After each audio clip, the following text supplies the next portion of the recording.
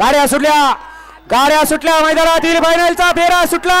काही क्षणाचा अवधी बाकी भव्य आणि दिव्य असं बलकवडे आणि मुळशीकरांचं मैदान आणि याच मैदानातील फायनलचा फेरा पळतोय कोण होतो 1 नंबरचा मानकरी आड्याल राणा पळतोय पडेल हरण्या अतिशय सुंदर